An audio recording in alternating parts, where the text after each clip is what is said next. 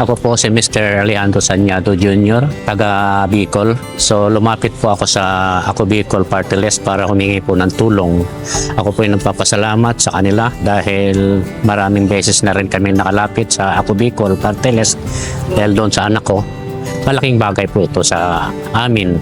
Maraming salamat po sa Ako Bicol Party List, lalong-lalo na kay Congressman Saldi Co sa napakalaking tulong po na binibigay ninyo sa amin.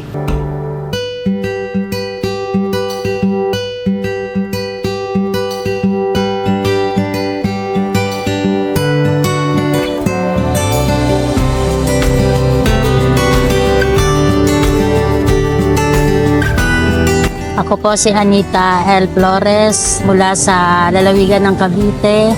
Nagpapasalamat po ako kay Congressman Alizalde ko kasi kahit ako hindi taga Bicol, ako po ay kanyang tinulungan. Maraming salamat po.